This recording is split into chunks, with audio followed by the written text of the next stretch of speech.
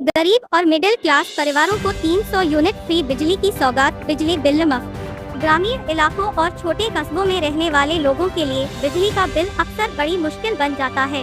एक तरफ महंगाई का दबाव है, दूसरी तरफ बच्चों की पढ़ाई और घर की जरूरतें। ऐसे हालात में अगर बिजली का बिल थोड़ा भी ज्यादा आए तो पूरे महीने का हिसाब किताब गड़बड़ा जाता है। इसीलिए जब कभी बिल माफी या मुफ्त बिजली जैसी कोई खबर आती है तो लोग उसमें उम्मीद की किरण ढूंढने लगते हैं। बिजली बिल माफी योजना की असलियत। सरकार समय समय पर आर्थिक रूप से कमजोर वर्गों के लिए राहत योजनाएं लाती है, जिनमें बिजली बिल में छूट या पुराने बकाये पर माफी जैसे प्रावधान होते हैं। इन योजनाओं का मुख्य उद्देश्य यह होता है कि जो परिवार किसी कारणवश बिल नहीं भर पाए, वे एक बार फिर से नई शुरुआत कर सकें। ऐसी योजनाओं में अक्सर पेनल्टी और सरचार्ज हटाकर सिर्फ मूल बकाया राशि जमा करने की सुविधा दी जाती है। इससे उन परिवारों को बड़ी राहत मिलती है जिन पर लेट फीस का भारी बोझ चढ़ चुका होता है।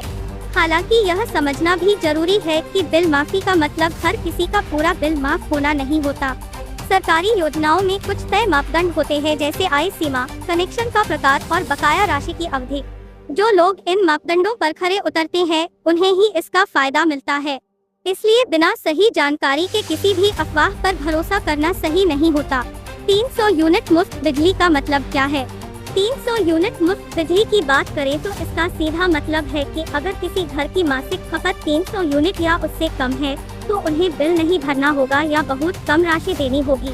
यह सुविधा खासकर घरेलू उपभोक्ताओं के लिए होती है जो छोटे उपकरण जैसे पंखा, बल्ब और टीवी चलाते हैं।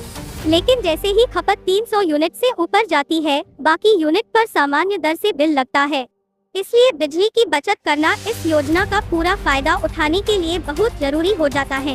इस तरह की योजनाओं से गरीब और निम्न मध्यम वर्ग के परिवारों को सबसे ज्यादा राहत मिलती है। जहां पहले हर महीने सैकड़ों रुपए का बिल आता था, वहां इस सुविधा के बाद बिल शून्य या बहुत कम हो जाता है। इससे परिवार की बचत होती है और वे पैसे किसी और जरूरी काम में लगा सकते हैं। हालांकि यह ध्यान रखना होगा कि हर राज्य में यह नियम अलग अलग हो सकते हैं। पुराना बकाया कैसे बन जाता है पहाड़ जैसा बोझ? जिंदगी में कई बार ऐसे हालात आते हैं जब इंसान चाहकर भी बिल नहीं भर पाता। कभी किसी घर में बीमारी आ जाती है, कभी नौकरी छूट जाती है, तो कभी फसल बर्बाद हो जाती है।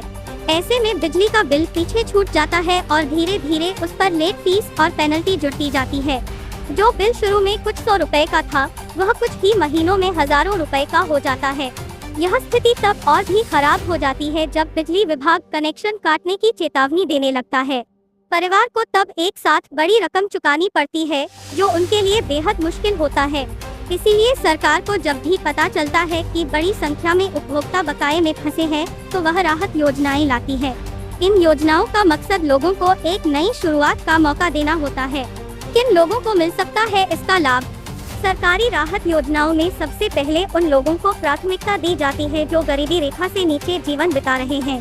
बीपीएल कार्ड धारक, अनुसूचित जाति और जनजाति के परिवार, विधवा महिलाएं और दिव्यांग व्यक्ति अक्सर इन योजनाओं में पहले नंबर पर आते हैं। इसके अलावा ऐसे परिवार जिनकी सालाना आय एक निश्चित सीमा से कम है, वे भी इन योजनाओं के पात्र हो सकते हैं। हर राज्य अपने हिसाब से नियम तय करता है, इसलिए स्थानीय जानकारी लेना सबसे जरूरी है।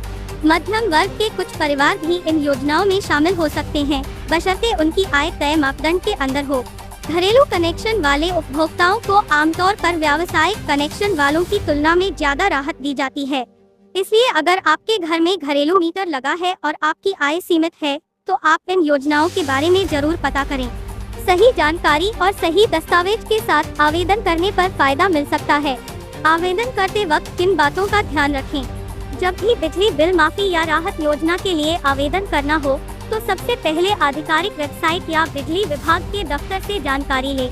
आधार कार्ड, पुराना बिजली बिल, आय प्रमाण पत्र और निवास प्रमाण पत्र जैसे दस्तावेज पहले से तैयार रखें। किसी दलाल या बिचौलिए को पैसे देकर आवेदन करवाने से बचें, क्योंकि सरकारी प्रक्रिया पूरी तरह मुफ्त होती है। जानकारी सही भरें और किसी भी तरह की गलती से बचें, क्योंकि दस्तावेजों की जांच के बाद ही पात्रता तय होती है। सोशल मीडिया पर वायरल होने वाली खबरों पर आंख मूंद कर भरोसा न करें। कई बार पुरानी या अधूरी जानकारी फैल जाती है, जिससे लोग गुमराह होते हैं। हमेशा सरकारी स्रोत से पुष्टि करने के बाद ही कदम उठाएं। अगर कोई व्यक्ति आपसे आवेदन के बदले पैसे मांगे तो तुरंत इसकी शिकायत करें। बिजली की बचत भी है जरूरी। सरकारी राहत योजनाओं का फायदा उठाने के साथ साथ यह भी जरूरी है कि हम बिजली की बचत करें। LED बल्ब का उपयोग करें, बिना जरूरत के उपकरण बंद रखें और एसी का तापमान संतुलित रखें। जितनी कम बिजली जलाएंगे उतना ही कम बिल आएगा और मुफ्त यूनिट की सीमा के अंदर रहना भी आसान होगा। बिजली बचाना सिर्फ पैसे की बचत नहीं बल्कि पर्यावरण की सुरक्षा भी है। अगर हर परिवार समझदारी से बिजली का उपयोग करे और सरकारी योजनाओं की सही जानकारी रखे तो न सिर्फ बिल का बोझ कम होगा बल्कि जीवन स्तर भी बेहतर होगा। सरकार की राहत योजनाएं एक मौका देती है, इसका सही फायदा उठाना हमारी जिम्मेदारी है। समय पर बिल भरने की आदत डालें ताकि भविष्य में दोबारा बड़ा बकाया न जुड़े और परिवार पर अनावश्यक आर्थिक दबाव न पड़े।